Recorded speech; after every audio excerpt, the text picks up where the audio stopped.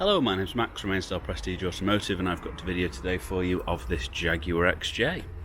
It is a 2011 car. It has done just under 80,000 miles, like about two miles under 80,000 now. So near enough, you know. Very nice condition. My personal favourite colour for them, cream leather, which is also my leather choice, were I to, pick it. Rear tinted windows, electric blind, double sunroof, opening front. Yeah, really nice car. Couldn't spec it better personally.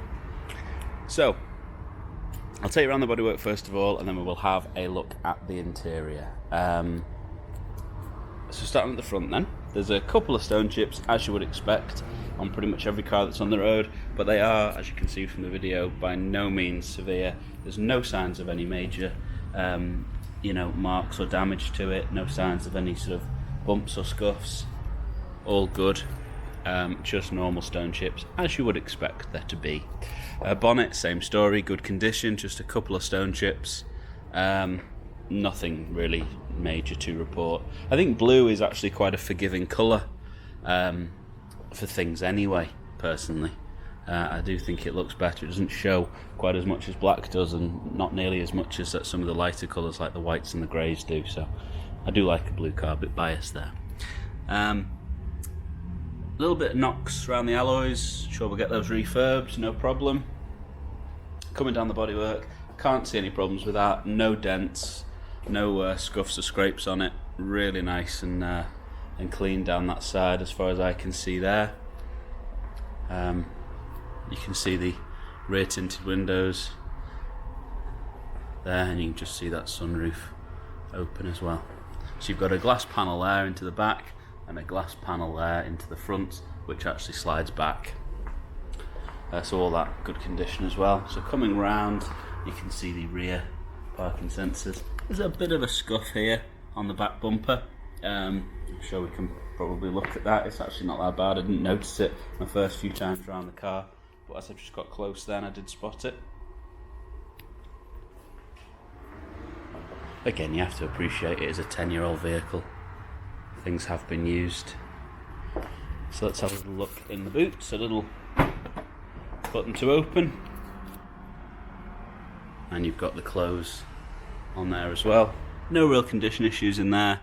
Everything absolutely fine. No condition issues on the sill. Very nice. So shut that over. Coming round, good news continues really. Bodywork looks really nice and clean all down that side. Again, little scuffs on the wheels, get those refurbed, no problem. And that might just be polish. Yes it is. That's fine.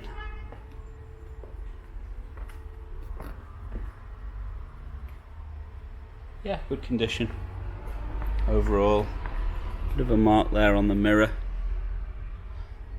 Nothing serious, it's just minor use marks that you would expect on a 10-year-old car, to be perfectly honest with you. But we will get those alloys refurbed, that's no problem. So probably 4 alloy refurbs, and that's about it really. Everything else is in very nice condition. Alright then, let's have a look at the interior. Okay, so you've got pretty much leather and wood everywhere you look. You've got these rear blinds, as I think I may have mentioned before. Doesn't really work when you're standing up, but quite easy to just clip into place when you are in the car. The tinted windows are tinted anyway, but just in case you wanted a little bit more privacy. You do have a rear blind that you will have seen in the photographs. There's a button to control that up there for the rear seats, and there's a button right at the front as well for the driver or front passenger. Just show you these 2 sunroofs. As I said, that one opens, that one's fixed, just letting some light into the back seats. Obviously with it being the long wheelbase, the leg room in there is really phenomenal. I mean, I'm 6'1" and I'm comfortable. There's like a good forearms worth of of space between me and that front seat. So if you're looking for rear leg room, this does fit the bill. I believe it's got the 4-zone climate control, which is an optional extra. So you've got the rear controls in the back there. And condition wise, absolutely no problems, no issues with the seats, no damage, no fade on any of the leather, no markings on anything, even on the wood and on the sections where you would touch there with the window control was the word I couldn't think of. There's no issues at all in the back seat in terms of condition. Everything really very, very nice indeed, and very comfortable seats.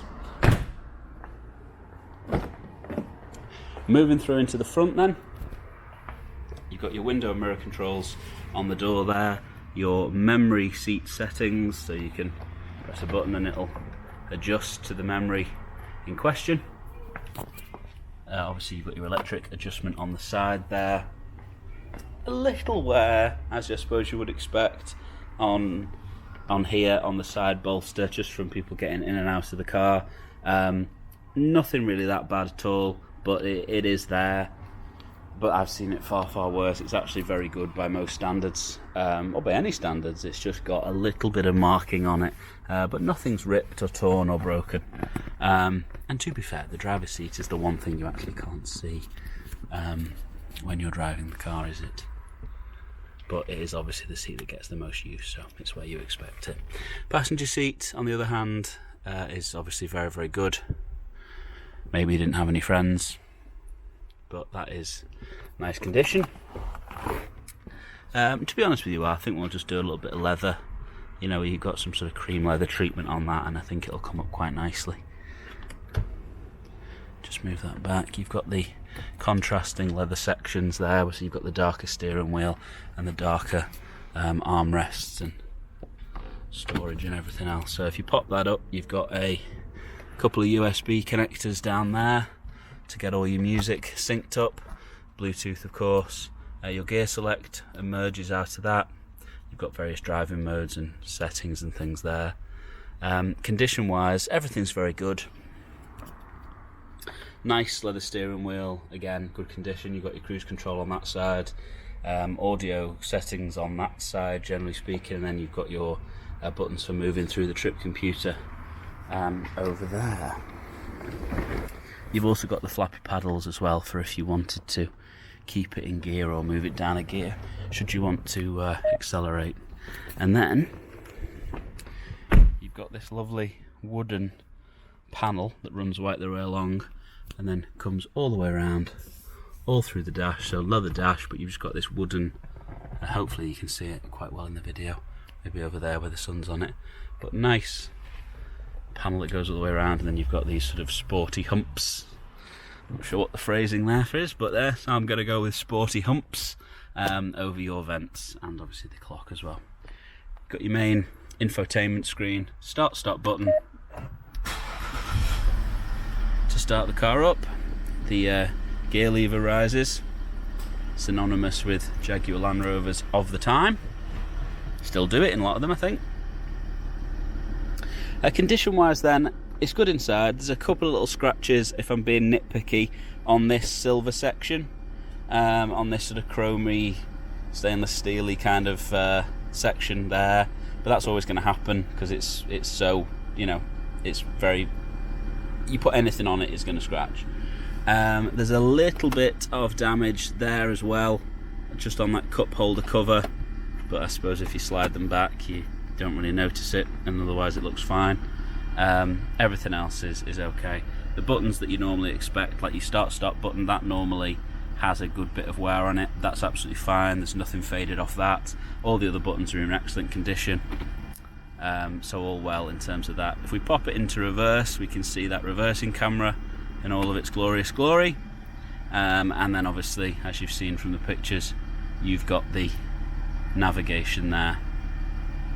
So very easy to use, that Jaguar Land Rover system, easy to get the maps on, easy to operate, and then you've got your heated seat controls there, so you can pop the heat on for either of those.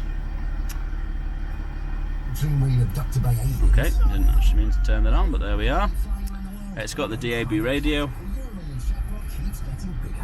It's good. And I think that just about covers everything on the inside, I would suggest. Condition-wise, everything's absolutely fine. There's no, so most of it's glass, but there's no damage or issues with the headlining. Seats are in really good condition. A little bit of wear on the driver's seat, but not bad by any stretch of the imagination. And then the odd little bit of nitpicking where there's that little bit of fade on the cup holder cover, and then some very, very minor scratches, which I'm not even sure you'll see in the video, on the silver sections there. It's just a little panel in there for the key and whatnot.